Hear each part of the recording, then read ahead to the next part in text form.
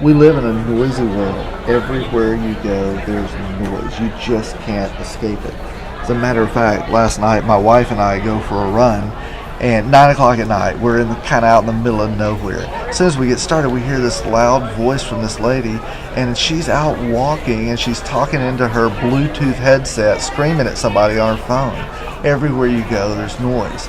To make it worse, I've also got all these voices inside my head. Don't look at me like I'm crazy, because I'm not. We all have them. Some of them are there because of our past. Some of them are there because of things we believe. And then some of them I have no idea where they come from, but they're there. One last piece of the really confusing, bizarre puzzle is that then God says that He speaks to us in a still small voice, or He uses promptings. It's like we've got blaring noise on one side and still small voice on the other. How do you ever balance all of that out? How do you ever hear the right things and know what to do with all the wrong things? That's what we're going to deal with this month. All right, let me give you one example of the crazy voices inside your head. So when I'm a kid, maybe 7, 8 years old, so just a little fart, playing YMCA basketball like 8 o'clock on Saturday mornings. I was a basketball-aholic, played all the time at my house. I had a goal on my garage, wooden backboard that was kind of soft and flimsy.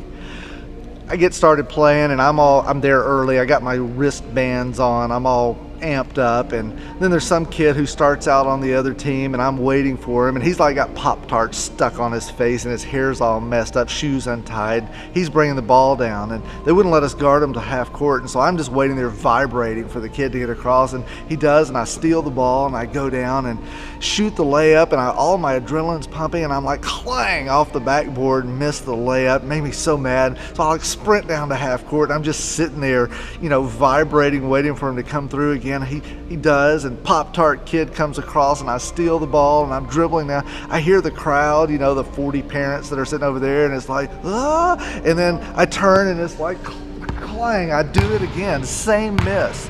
I am so frustrated. I hear the crowd, it's like, oh. I do it over and over and over again. It drives me crazy. I can hit a free throw, I can hit a shot, I just miss the layups over and over. So fast forward. So 42 stolen, balls, 38 missed layups, and grab my bag, and we're walking off the floor. My coach, and I don't remember who the guy was. I don't know him, okay? He comes up, puts his arm around me, and he's like, I'm just this little guy, and he's like, Pace? And I'm like, yeah, coach. And he goes, I'm not sure you're ever going to be much good at this. Oh my gosh, it crushed me. You know what hurt me the most is he said something that I was already wondering about myself. I've been wondering all morning. I wonder if I'll ever be any good at this. So, okay, fast forward again now. Senior in high school, played basketball my whole life. I've got this big game my senior year, and there's a couple of college scouts that are coming to watch me play from a neighboring state.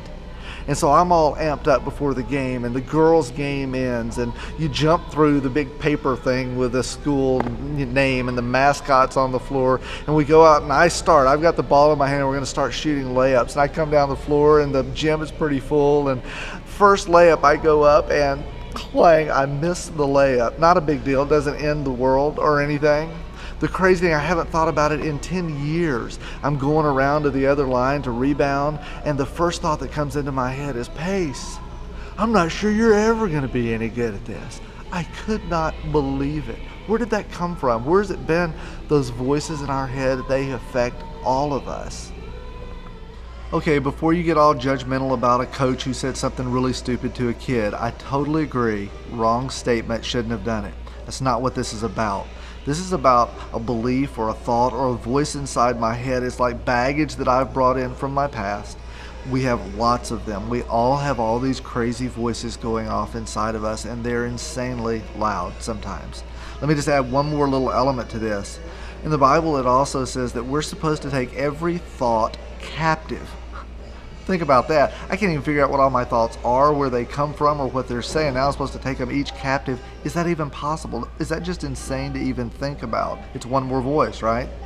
What if there were a way, though, we could begin to filter all of the deluge of thoughts or voices that are in our head?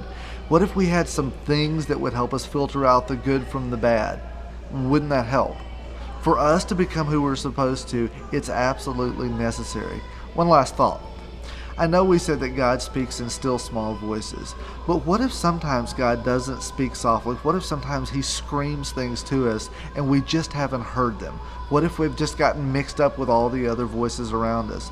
So here's the promise. If you'll stick with us this month, matter of fact, right underneath this video, you'll find about 5 minutes worth of reading, and it'll be the first part of the truth that's going to help us filter out the bad voices that are in our head and find some good ones that can really take us where we never thought we could go. I hope you'll stick with it, because you may be surprised how much better life can get when we can turn down the wrong voices in our life.